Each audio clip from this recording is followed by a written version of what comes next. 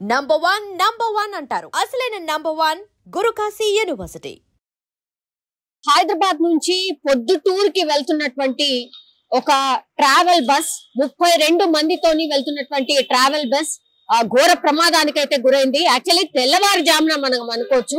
National highways and that ఈ long journeys చేసే వాళ్ళకి ఒక ఎక్స్పీరియన్స్ అయితే డెఫినెట్లీ ఉంటుంది. ఎందుకంటే గాఢ నిద్రలో జారుకున్న తర్వాత బస్ స్పీడ్ మినిమం అంటే మినిమం 100 నుండి 120 మధ్యలో ఈ ట్రావెల్ బస్సుల స్పీడ్ ఉంటుంది.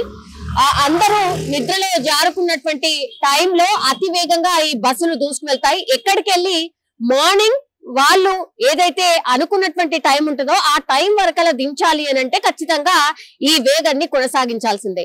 ఈ వేగమే ఇప్పుడు ప్రాణాలు తీస్తుంది. Speed thrills but it kills అంటారు కదా. సో ఎగ్జాక్ట్లీ ఇట్లాంటి ఇన్సిడెంట్స్ చాలా వరకు అయితే నేషనల్ హైవేస్ మీద ఈ మధ్య కాలంలో బస్సెస్ అనుకోండి, లారీస్ అనుకోండి, కార్స్ అనుకోండి, చాలా ఇన్సిడెంట్స్ జరుగుతున్నాయి.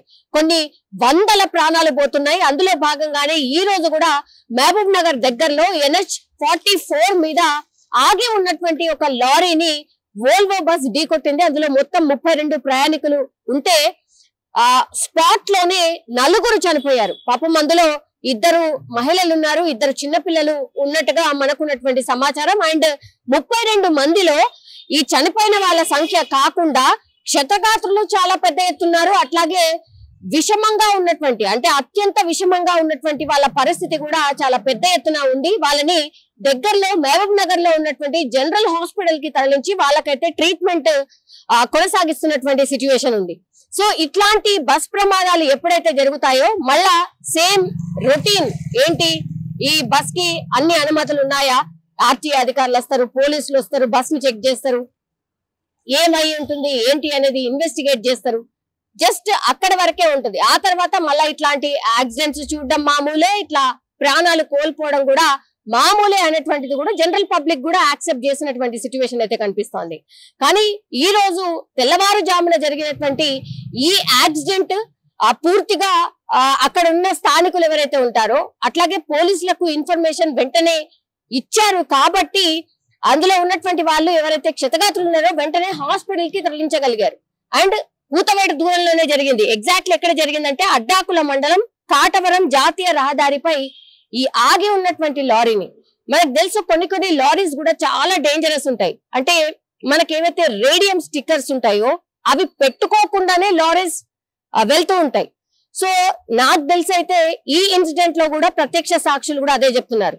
రేడియం లేదు అంటే ఆ ఆగున్న లారీ కనిపించాలంటే రేడియం లాంటిది ఒకటి అతికించి ఉండాలి. ఈ లారీ బ్యాక్ సైడ్ ఎక్కడైతే ఉంటుందో అక్కడ అతికించి ఉండాలి. అది లేకపోవడం వల్ల బస్ డ్రైవర్ గమనించలేకపోయాడు. సో ఆగి ఉన్నటువంటి లారీని ఈ వోల్వో బస్ వెళ్లి ఇక స్పీడ్ మినిమం అయితే 80 నుంచి 100 మధ్యలో ఉంటుంది అని అక్కడ ఉన్నటువంటి ప్రయాణికులు అనుకోండి, లేదంటే ఆ ఇన్సిడెంట్ చూసినటువంటి వాళ్ళు కూడా చెప్తున్నటువంటి సిచ్యువేషన్. సో ఒక్కసారిగా ఆగి ఉన్నటువంటి లారీని అత్యంత స్పీడ్ గా వెళ్లి వోల్వో బస్ ఢీ కొట్టడంతో పాపం చాలా మంది ఫ్రంట్ రోలో ఎవరైతే కూర్చొని ఉంటారో వాళ్ళు ఎక్కువ మటుకి ప్రాణాలు కోల్పోయినట్టుగా చెప్తున్నారు. మిగతా వాళ్ళు ఎవరైతే బ్యాక్ సైడ్ సీట్ ఎక్కడైతే ఉంటుందో వాళ్ళందరూ కూడా ముందుకు ఎదురొచ్చి పడ్డటువంటి సిచ్యువేషన్. ఇక ఆగమాగం కొన్ని సినిమాలలో మనం చూస్తాం కదా, సేమ్ అదే సీన్ రిపీట్ అయింది అని ప్రత్యక్ష సాక్షులు కూడా చెప్తున్నారు. క్షతగాత్రులను అయితే ప్రస్తుతానికైతే హాస్పిటల్ కి పంపించి ట్రీట్మెంట్ అయితే కొనసాగుతోంది. బట్ ఇట్లాంటి ఇన్సిడెంట్స్ జరగకుండా ఉండాలి అని అంటే స్ట్రిక్ట్ గా రూల్స్ హైవే మీద ఏముంటాయో అవి అందరూ పాటించాల్సిందే. యాజ్ వెల్ యాజ్ ఈ బస్ కి సంబంధించి నిజంగా అన్ని పేపర్స్ సక్రమంగా ఉన్నాయా, స్పీడా, లేకపోతే డ్రైవర్ ఏమైనా మందు తాగి డ్రైవ్ చేస్తున్నాడా, లేకపోతే ఈ బస్ కి సంబంధించి ఏమైనా బ్రేక్ ఫెయిల్ ఇంకో ఇష్యూ ఏదైనా జరిగిందా, క్లియర్ గా ఈ ఫెయిర్ ఇన్వెస్టిగేషన్ జరగాలి అని సాక్షి చెప్తున్నటువంటి సిచ్యువేషన్ అయితే కనిపిస్తోంది. నిన్న నైట్ హైదరాబాద్ నుంచి ARBCVR ప్రొద్దుటూరు ట్రావెల్స్లో ప్రొద్దుటూరుకు బయలుదేరారు. ఇక్కడ జడ్చర్ల దాటిన తర్వాత ఒక ట్రాన్స్పోర్ట్ లారీ బయట రోడ్డు పక్కన ఆగి ఉన్న లారీని ఈ బస్సు గుద్దేసిందండి. అక్కడ మా పాప అయితే ఆ స్పాట్లో ఏదో 2-3 చనిపోయారని చెప్పింది. ఇక్కడ హాస్పిటల్తో మా పాపతో పాటు ఒక వ్యక్తి వచ్చారు, ఆయనైతే చనిపోయారు. మా పాపకి ఇక్కడ నడుము దగ్గర బోన్ ఫ్రాక్చర్ అయింది. ఇక ట్రీట్మెంట్ తీసుకుంటూ ఉన్నామండి. ఎంతమంది చనిపోయారు? ఎంతమంది చనిపోయినది మా పాప చెప్పడం అయితే అక్కడ ఏదో స్పాట్లో 3 మెంబర్స్, ఇక్కడ 1 అన్నట్టు ఇన్ఫర్మేషన్ ఉంది. అది మాకు క్లియర్గా తెలియదు. ఎవరు తప్పండి? కంప్లీట్గా బస్ డ్రైవర్ తప్పులాగానే అనిపిస్తామండి మాకు అక్కడ చూసిన సిచ్యువేషన్. మేము బస్ దగ్గరికి వెళ్ళాము, చూసామండి. కంప్లీట్గా బస్ డ్రైవర్ మిస్టేక్. మేము నైట్ ఏఆర్బీసీ చేసుకున్నాం. నిన్న నాది సీట్ నెంబర్ 7. నైట్ 11:40కి గచ్చిబౌలి ఓఆర్ఆర్ దగ్గర బస్సు ఎక్కాను. ఇంకా నార్మల్గా బస్ నేను సీటర్ తీసుకున్నాను, సీటర్ నెంబర్ 7 సింగిల్ సీటర్ నాది. నార్మల్గా వెళ్తున్నాను. 12 నైట్ 2 నేను సడన్గా ఆల్ ఆఫ్ సడన్ ముందర సీట్కి వెళ్ళి పడిపోయి మళ్ళీ బ్యాక్ వచ్చేసాను. అప్పటికే నా ముందు సీట్ వాళ్ళంతా పడిపోయి ఉన్నారు, ఒకరు సీట్కి మధ్యలో అతుకుపోయి ఉన్నారు. నేను ఆల్ ఆఫ్ సడన్ ముందు సీట్కి వెళ్ళి వెనక్కి వచ్చేసినాను. నా 2 కాళ్ళు ముందు సీట్లో తగిలిపోయినాయి. దానివల్ల నాకు నడుము దగ్గర ఫ్రాక్చర్ అయింది. నా ముందు సీట్ ఉంటుంది కదా, లేచింది అది. ఆ రాడ్ నాకు ఇక్కడ దిగేసి 4 కుట్లు పడ్డాయి. ఇంకా అందరూ అరుస్తున్నారు. వెనకలు ఉండే వాళ్ళు నన్ను లేపి కిందికి తీసుకొచ్చినారు. అక్కడి నుంచి అంబులెన్స్ వచ్చింది. అంబులెన్స్లో నేను ఇట్లా వచ్చినాను. నన్ను సీట్లో నుంచి లేపినారు. ఒకరు పడిపోయి ఉన్నారు. వాళ్ళని నాకు అర్థం కావట్లేదు. వాళ్ళని ఇంకొకరు క్యారీ చేస్తున్నారు. నన్ను ఇంకొకరు క్యారీ తీసుకొచ్చి రోడ్డు పైన కూర్చోబెట్టినారు. నా పక్కన ఒక లేడీ వాళ్ళ హస్బెండ్ పడిపోయినారు. తలలోంచి బ్లడ్ వస్తుందని ఏడుస్తాను. మేబీ ఆయన ఏమన్నా ఆ స్పాట్లో ఏమైనా ఉండొచ్చు. నేను ఒక డీప్ బ్రీత్ తీసుకొని నేను కొంచెం పానిక్ అవ్వకుండా ఇంట్లో వాళ్ళకి కాల్ చేశాను. వెంటనే నాకు అక్కడ లోకల్ వాళ్ళు ఉంటారు కదా, వాళ్ళు నా బ్యాగ్ తీసుకొచ్చి నన్ను లేపి నిలబెట్టడానికి ట్రై చేస్తారు. నాకు అవ్వలేదు. అందులోపే అంబులెన్స్ వచ్చేసింది.